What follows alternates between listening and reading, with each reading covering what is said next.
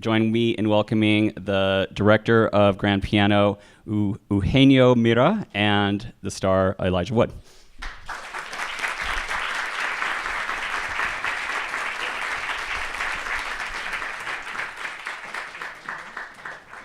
Hello, everybody.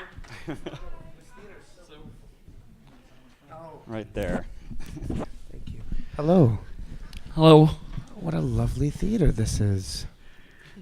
Nice, right? It's a beautiful facility. Yeah. Apparently it's been here for 2 years. This is my first time. Well, welcome. We're happy to have you. Thank you. It's a pleasure to welcome be to here. Film Society Lincoln Center. Thank you. So I want to augment the trailer a bit because I'm probably pretty certain that most people, if not all, have not seen it yet since the film doesn't come out till next week. So that's probably It is on iTunes, so some of you could have downloaded it on iTunes. Okay, all right, right on. That's right. Ultra VOD, very important. So for those who haven't done that, Right. maybe let's augment the trailer a little bit. And one thing that I got to see it very recently. One thing I noticed that there's quite a tone that starts out when your character, Tom, arrives in Chicago. There's sort of a tension, anxiety.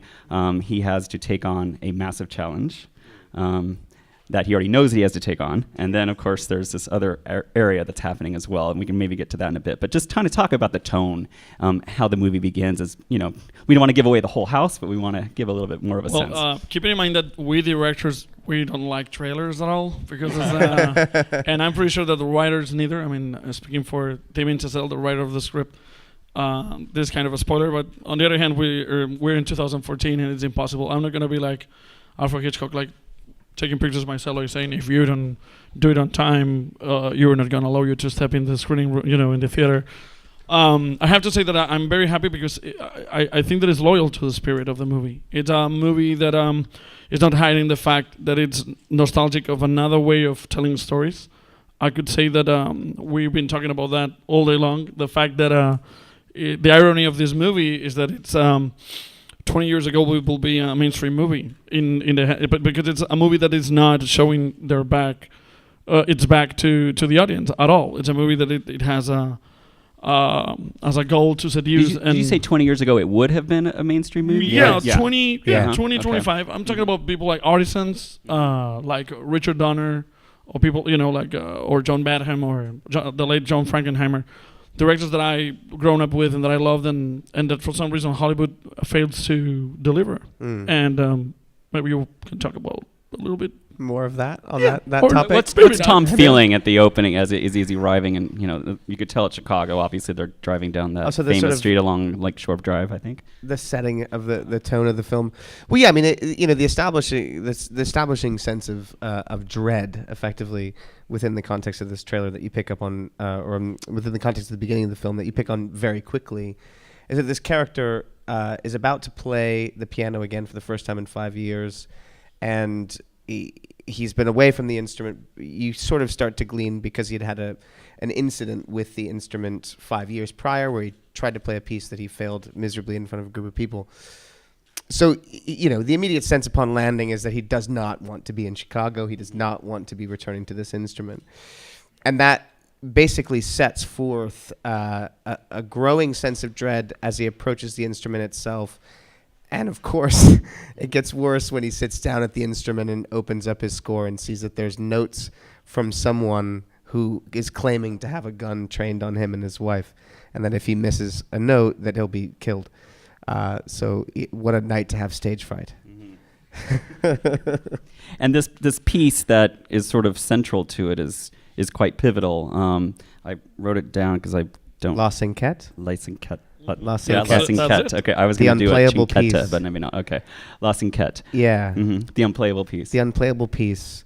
So La Cinquette, we get a lot of information compacted in the beginning of the film, but we come to learn that La Cinquette was a piece written by Patrick Godereau, who is the composer, pianist, whose piano my character is playing on, and who was a tutor to my character. And it was also the piece of music that my character had failed to play in front of a large group of people, which is why he has stepped away from the instrument.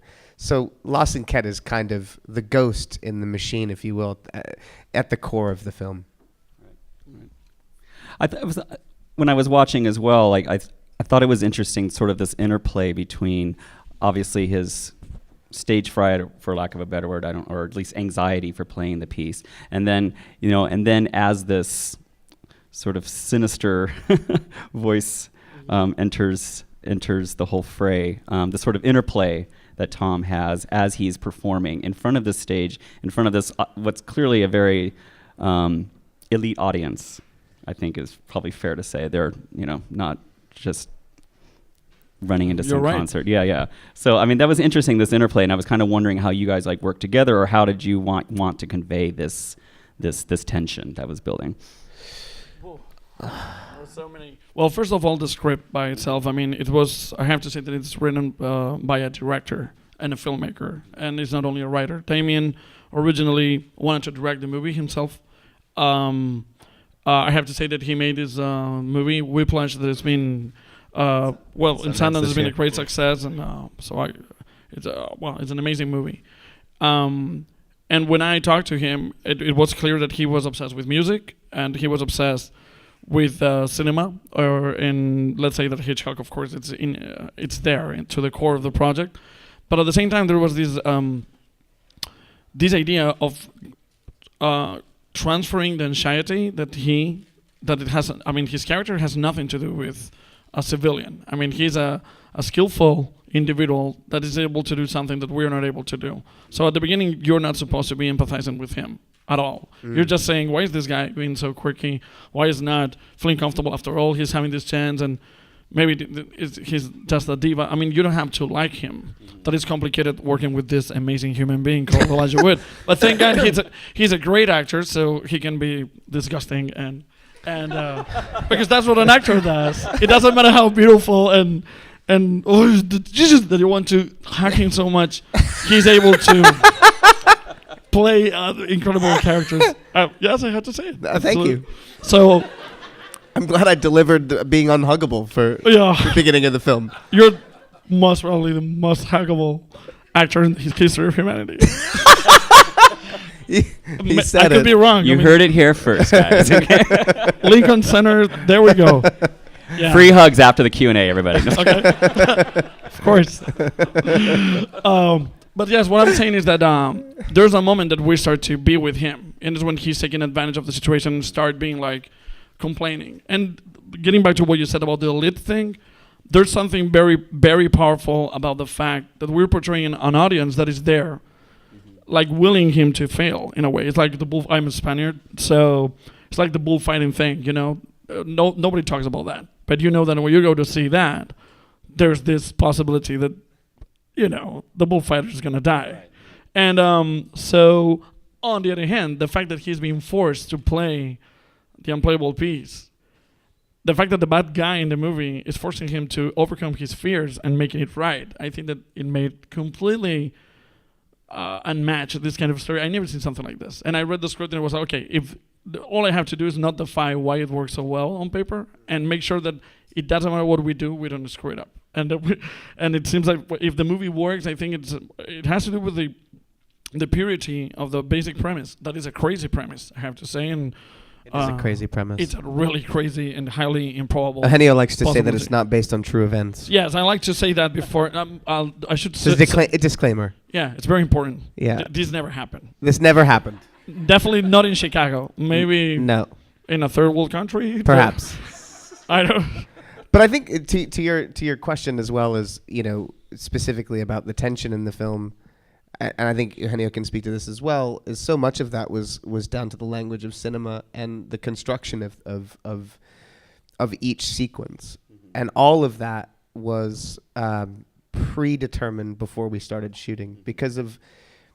Well, I really shouldn't be the one articulating this. I'm enjoying so much talking.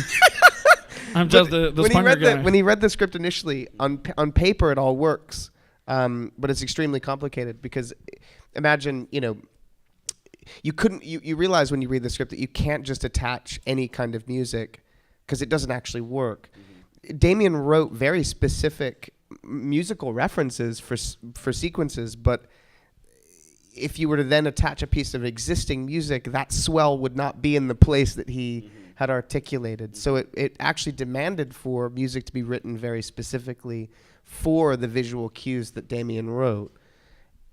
Yeah, the best way to put it Take is it that away. the real score of the movie is the sequence of events portrayed on paper. That to me was what it was creating the dynamics. And I'm a musician myself, so if I had to decide when the music was underlining exactly what you were seeing and when it was going against that in a way, and how to create like 3 levels of semantics and going through visuals and making sure that if I'm in a stream close-up of him just focusing on the sound of the conversation with John Cusack, I'm going to be with his ear, but he turns and we see his eyes, and then we see what he's looking at, creating all this, I don't know, 30-story building of layers, and make sure that at the end of the day, people is going to be seeing this guy sat right in front of a piano playing, and in this adventure movie of a guy sat right in front of a black Cadillac with the strings, and there's like a big coffin, and that's the challenge. I mean, it's hard to say where it starts, the music and the dynamic visuals, because as I said, a lot of people talk to me about Hitchcock and Brian De Palma being an influence, and I say, well, that wasn't on the script. What I really was aiming for is I went to the opposite of the spectrum, apparently, to a musical that is a silent movie.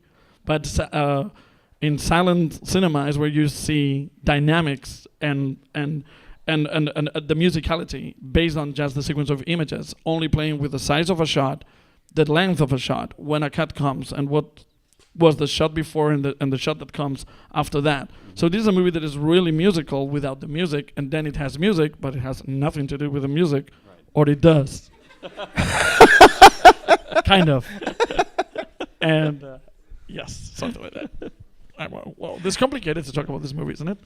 It's just a thriller. It is. I mean, you just see it. I love it. At the end of the day, it is just a thriller. It's just, yeah. But it is complicated. Yeah. It's extremely complicated. Complicated to But it's not achieve. complicated to It's watch. not. Yeah. That's it. It's complicated to talk about how we made it. We worked very hard to make a movie that if you see it and you had a good time, it's like the biggest compliment we can have. But we worked like 3 times more than any other movie demands. Totally. It's stupid. And I love it, of course. I mean, we're all going to die someday, and we'll look back at, remember when we worked 3 more times than it was Yeah, required that was. to make this little movie? Yeah. What were we thinking? And here we are today. So to commemorate that from the future in a way. We're time travelers. That's We are time travelers. So Elijah, I don't want to put you on the spot about your piano skills, but Okay. let's do it anyway. How adept are you at the piano? Since Tom spends a lot of time in front of it. Yeah, How was that all? I'm not nearly as adept as it would seem by watching the film. I took lessons when I was young, so from about 10 to 14, on and off, I was taking lessons. I developed a very bad habit, which was that I would memorize the song in the lesson. So when it came time to practice, I would just play from memory and not read the music. So I was very lazy. I just wanted to play, and I just got bored with practicing, which I think is typical. I think there are 2 camps of kids who learn how to play the piano: the ones that stick with the instrument, and the others that just get bored and say that they don't want to play anymore. Regrettably, I quit. Anyway, as it pertains to this, I at least had that foundation. So I knew where middle C was. I knew about hand placement. In some ways, from memory, I could still play old pieces of music. So I knew my way around a piano, but I really, in so many ways, I was effectively starting from scratch. But it was important to me that we make this as accurate as possible. I didn't want it to, I didn't want to take for granted that responsibility. And because the character is meant to be a genius piano player, and the pieces of music are extremely complicated, particularly the last piece of music, it was extremely important that we make that as accurate as possible. I had to kind of wait because the music was being constructed and compiled within the context of the animatic. So once that was finished is when I could sort of really delve into the piano work. And I had about 3 weeks in Los Angeles prior to going to Barcelona to start working on the film. So I worked with a piano teacher in LA. She had an approach, besides the fact that she knew that we were making a film and that I wasn't really going to be playing the piano, and she knew that there's no way in 3 weeks she could get me to that place. She did sort of teach me from the perspective of a teacher does a regular student, which was both really incredible in the sense that the learning curve was massive and I took a lot of knowledge out of that. I mean, she got me back to reading music again, which is kind of extraordinary. I got really far with her, but it was also incredibly discouraging because I can't play. So there would be times where I thought I had my head around it, and I'm like, oh, it's gonna be fine. And then there were days where I was completely discouraged, and I thought that I was incapable. So maybe there was a doing bit of this. a parallel going on with your There character. totally was. Like you're kind of mirroring a bit. Absolutely. Tom. I was petrified. Yeah. I was petrified. I'm not going to lie. The thing that did help, though, is because of this animatic, I had the benefit of knowing very specifically which shots would include my face and my hands at the same time. So instead of having to learn every single note for every piece of music, I had kind of a roadmap of like, bar 90 to 115 and so on and so forth. That really helped. It made it a lot more digestible, but I was still petrified. So I flew to Barcelona, and then I started working with my instructor there, who was also the double for my hands in the film. His name was Hector. And it was there that I really was able to get my head around it. And the one thing that I realized that would be extremely helpful was if they could film, it just dawned on me, if he would to film his hands from the eye perspective onto the keyboard, I would be able to, because that's what you look at if you're playing, I would then be able to look at the hands and the placement on the keyboard as a sort of memory and placement. And that made all the difference in the world. So much of it was aided by that particular perspective that I could call on if I needed it. And of course, we betrayed the very specific points of music that I was supposed to learn for the film, and oftentimes we went much farther than was anticipated. But at that point, the score became like, it was in our pores at that point. So I became so familiar with it that it did become easy to sort of bounce in and out and get to places that I wasn't as comfortable with. It's a very long answer, guys. I'm so sorry. No, it's good. Things are not easy to It's articulate. really complicated It really, to explain it. Yeah. I don't want to give you a cheap answer. The piano deserves it. You got to respect the piano. But it was also the piano was muted, which initially freaked me out because the sound when I was practicing, I practiced on a real piano, and the sound, because I understand music, the sound helped me to know if I was on the right track, right? But it also was a deterrent because if I were to get it wrong, I would know I got it wrong and I'd want to stop. So it was actually really great that they muted the piano because it would have totally fucked me up. Hey, you mentioned Hitchcock a couple of times in your previous, or a few minutes ago. And I was wondering if there was some of those films or like other filmmakers that you were sort of thinking had in mind, in your back of your mind as you were approaching this project, and maybe had Elijah check out probably again or something going into it. To be honest, what I try not to go for the obvious source of. Hitchcock to me is part of my life. Like a lot of people just watching movies. My parents wanted me to see those movies. They thought that it was like a good idea, and thank God that they showed me those movies when I was a kid. But what I really shared with him at the very beginning was the music director, how is it called, the conductor, Karajan.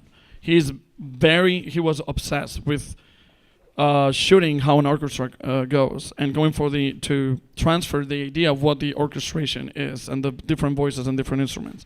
And he went into this crazy, I think it's the 50s and the 60s, about placing the camera in the most unexpected places. It looked like these kind of German movies with Leni Riefenstahl, like kind of the Nazis thing, like really going into this incredibly powerful imagery with the little extreme low angles and wide angles and suddenly the hands and a row of people with the brasses. Yeah. And I wanted to share this with him because I told him, we're going to go into this realm. And I think there was a good indication because I really thought about what is so hypnotic and powerful and mesmerizing in Hitchcock movies. And it's the fact that he is basically a silent movie director. Mm-hmm. That's how he started.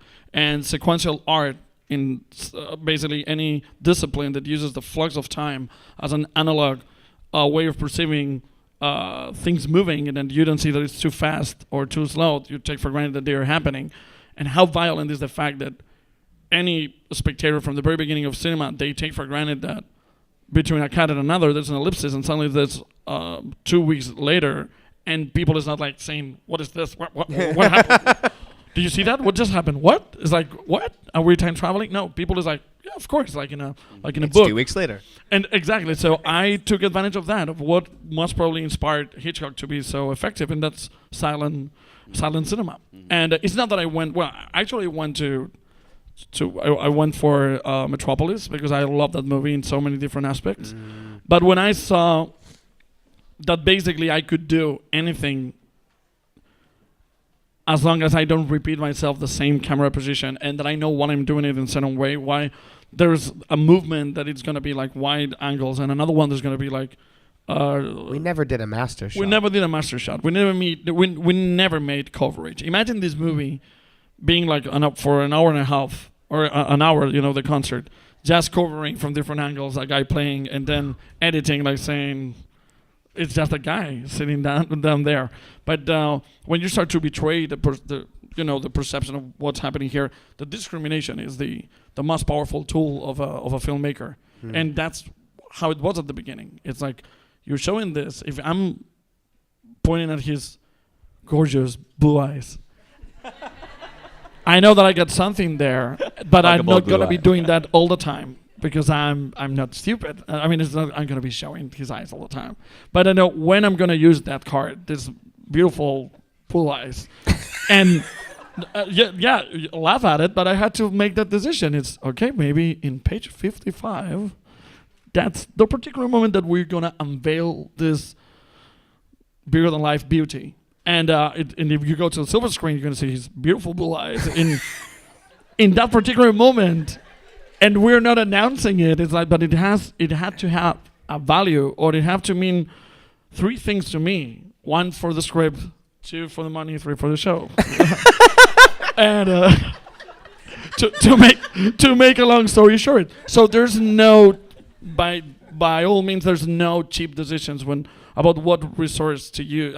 I triple checked every single decision, and I'm very proud of it because all these restrictions, instead of being like confining my work, it was like, oh my God, when you are so limited, you realize of what happened. Oh, it's all good.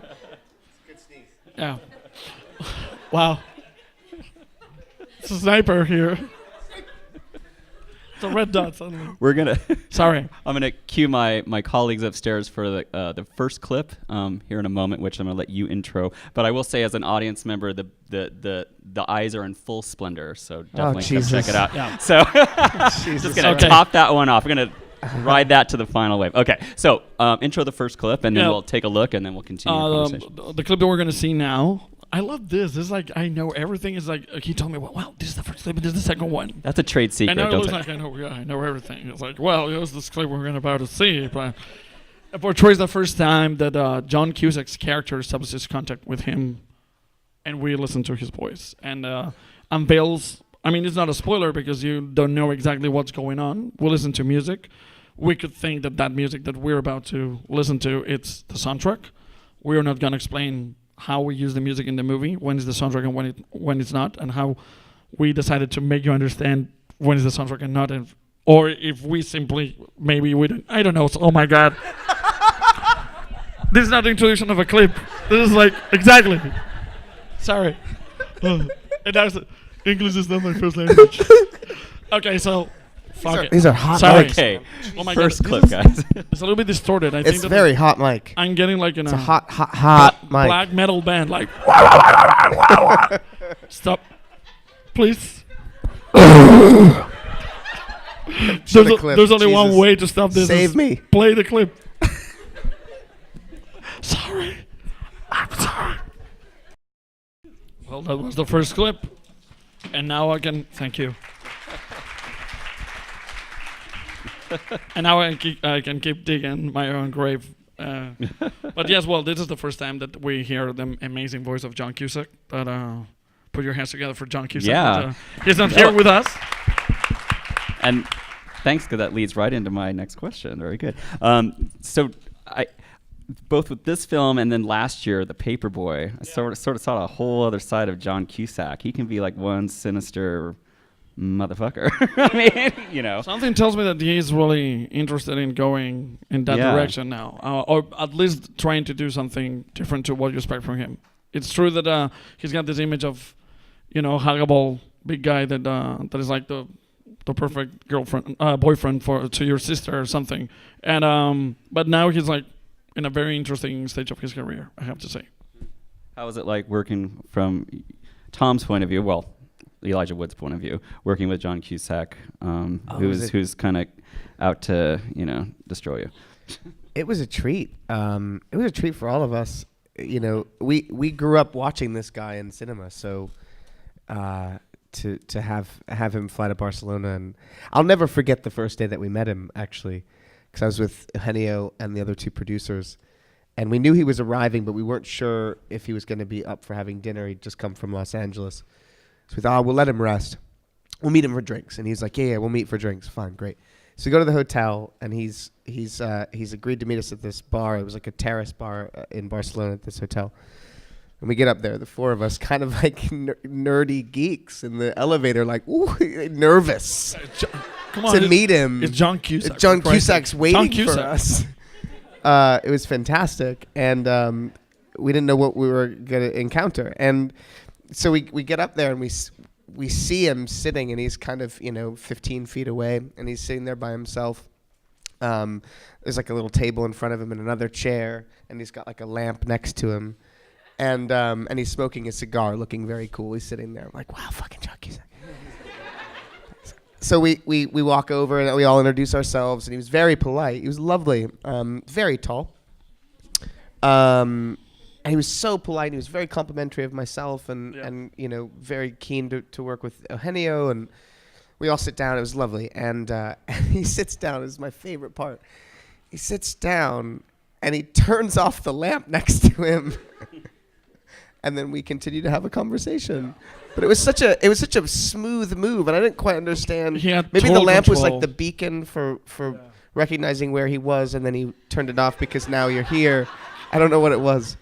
But it was smooth. One thing is certain, we will never forget it. We will never forget it. Never, ever. But he was wonderful. He was a great collaborator, and he had great ideas. And he was only with us for a week. We literally shot all of the scenes that he's on camera, so basically the climax of the film in that first week, which felt strange to film the end of the movie before we shot any of the piano sequences.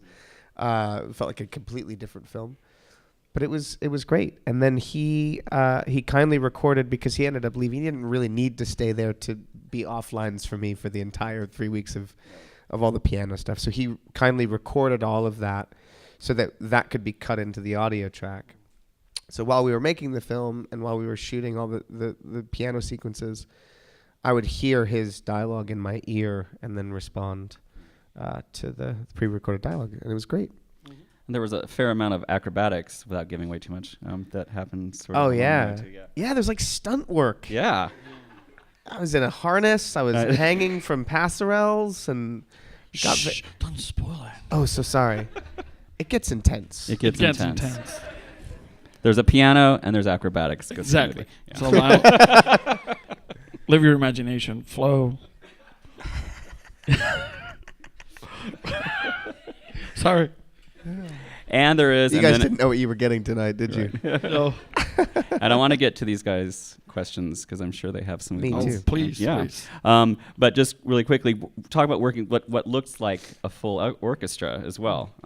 There's quite a scale, as you mentioned. You were alluding to earlier to this that comes off on the big screen. So how was it working with that and integrating all of that into the whole thing? And then we'll have you intro clip 2. Okay. It was very. I mean, it's really complicated to explain. I'm gonna try to do my best. The guys, I mean, they were real musicians, of course, and they had chart music. I mean, that it was written for them, and that music was something that we put together, the composer and me. That is not the final result that you're listening to now. It's something that was responding to the demands of the events, and as of course, when I was digging my own grave before, what I was about. Now I'm gonna, try to put some. Throw some light to all this mess that I was putting there. And basically, what we end up deciding is to make sure that the movie had these two different goals at the same time when it comes to the music. That the same music that the concert is playing, sometimes it's underlining the emotions, so it's the soundtrack of the movie. And some of the times it's just the music that the audience in the whole are really experiencing. Sometimes that movie is different, and some of the times the same music equally fits with our purposes. But that's a very inner kind of a program that we established, and all we had to make sure is that the musicians were going to be doing what. I mean, you cannot do this movie showing the audience flying through over the heads of the orchestra and getting him, and see guys doing this randomly, because it's going to be a total mess. So yes, there is a score that they learned and that they played, and that it was growing because it was like thrown through the PAs. We got a true conductor that was at the same time the coach for Norman Reisinger, the character played beautifully by Don McManus, the one and only. And it was we reached a point really like into the third week that the musicians were really feeling the music that they were playing, and they were playing so loud that they were even louder than the PA, and it was a very strange thing. And there were some times where the PA would cut off and they would keep playing. Exactly, the music. and they keep playing. There was some strange energy going on there. I have to say this.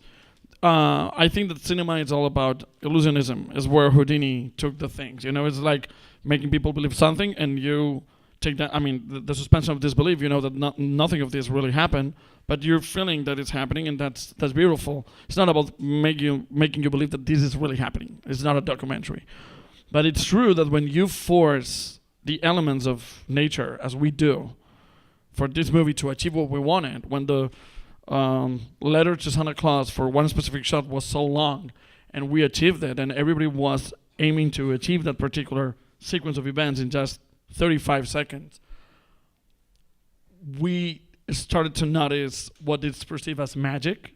That is a very scary thing. I don't want to get into this, but I heard that Steven Spielberg shooting historical movies like Lincoln or Amistad or Schindler's List, when they're invoking something that happened in real life, people dress like this and they say action, there's people crying, like maybe the Jews and the Nazis, all this stuff.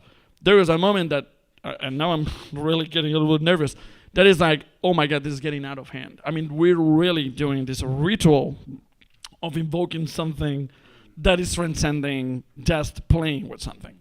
And, well, that's it. I mean, making movies is like kids playing, but kids really have this vivid imagination. And when you see adults that for a living, they're pulling, some camera on some tracks and all that, it's easy to see, oh, yeah, this is just, smokes and mirrors. But there is a moment they cross that line. And I have to say that in Grand Piano, there were moments that they were bigger than us. And it's a very strange thing. I don't expect this to happen. I'm not looking for this kind of thing. But it happened to us, and well, thank God it's in the movie. If the movie is effective, it was effective for us, and in certain days and certain moments. We don't talk too much about this, but it's true. It's true. There's a moment that you feel that it's witchcraft instead of illusionism.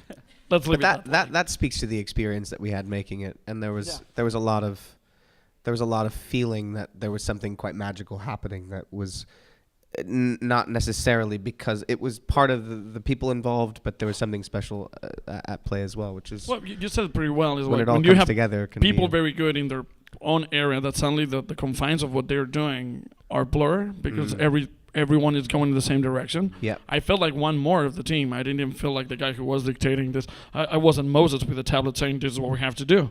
It was like I never wrote this. It was like an epiphany. It suddenly... Not even the script. It was really happening. That's a very strange thing. I guess that if you're making a John Cassavetes movie, it's easier to see Gina Rowlands going nuts. But you don't expect that in a thriller, about a guy playing a piano for some.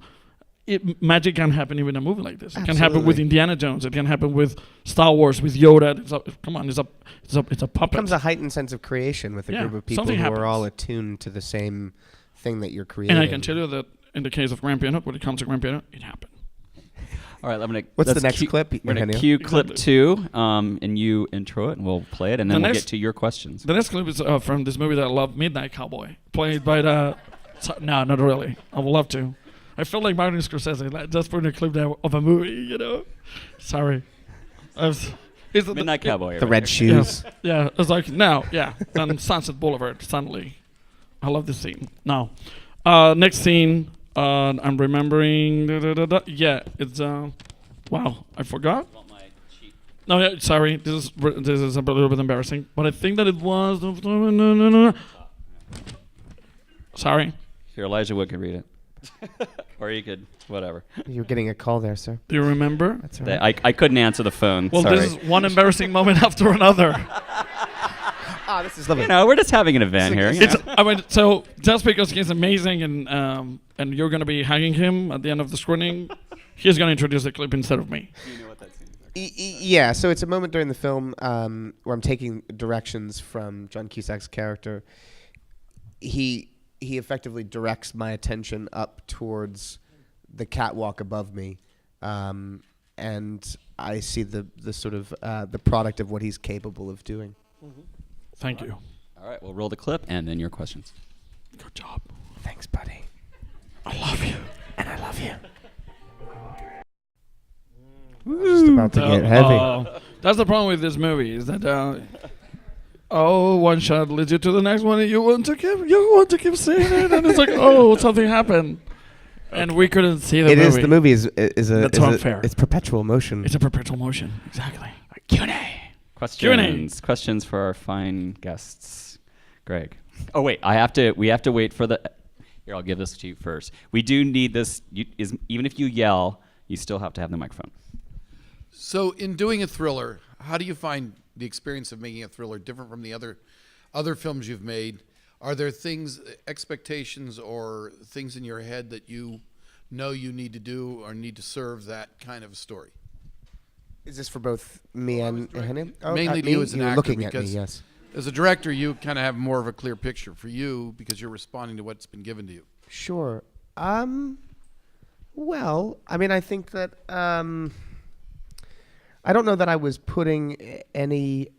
If I was changing my thought process as an actor to fit the confines of the genre of the film, I think my job within the context of this particular film as an actor is to respond to what the character's dealing with.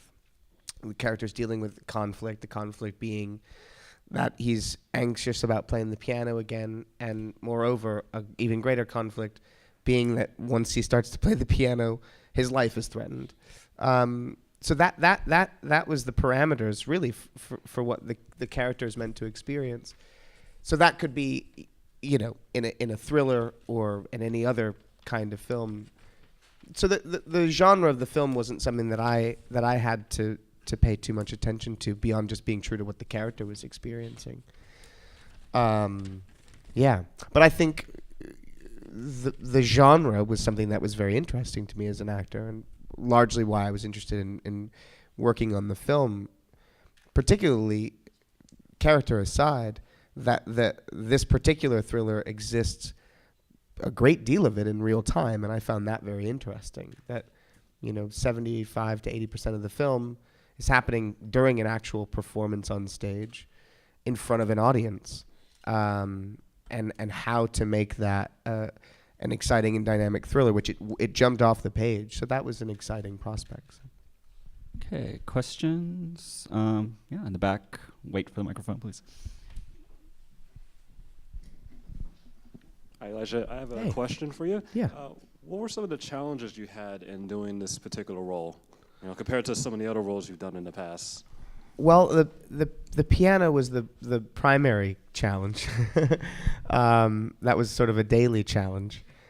But aside from that, I think probably the greatest challenge was because a great deal of the movie is the character sitting at the piano playing. I think the challenge was to make sure that there was some kind of progression that the character goes through over the course of the film. That it's not it's not simply playing the same notes throughout. That it's just stress or just duress, but that there are sort of peaks and valleys and ultimately a sense of growth. So that to me was sort of what I had my eye on most of the time, was to make sure that was coming across and that there is a change that occurs over the course of the film. So I would say that was probably the most challenging aspect in a way, Okay, I'll go here and there. Okay, wait for the microphone right here. In that clip, was that you playing or was that your double? It was a mix Okay. in that clip. Because I think that top shot is Hector's hands, I believe. Well, but I have to say, Yes. because you know that I've been taking a look at it, that the shots, if we use the length of the shots when we just see hands that are not his hands, it's 48 seconds in the whole movie. Something that it's true. It's less than a minute. I mean, if you sum here and there's little pieces. And I think in that particular one, in that particular shot, it's Hector. Yeah, it was Hector. the over. Yeah. The overhead. Well, yeah. because the fingering looked very awkward, and I don't know if it was the piece. No, Yeah. not that you're Well, it the was proper playing, but fingering. Yeah.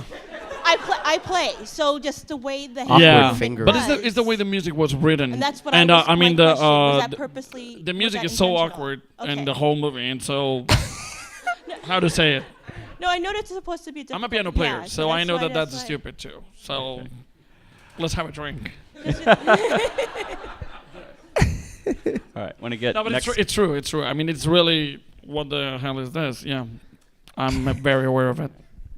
We'll go Not here, proud, just aware. here and back here, and I do see times running, so we'll kind of get to the next one. Well, this is a question for you now. Mhm. What did you want, as a director, what did you want audience to feel while watching this movie? Because I know exactly what I felt just from these two clips, and I just want to see, do we have a same opinion? Thank you. I think Sounds it's, like a test. yeah. What to feel, but I'm talking about believing it or not. But because I'm very aware of. To me, it's very important to really enjoy this movie, not trying to have any kind of scientific approach to it. It's very important because me being a musician, that's I knew in what extent I had to please myself to make sure that it was going to be accurate. But on the other hand, it was a movie. It wasn't a documentary. That's one thing, and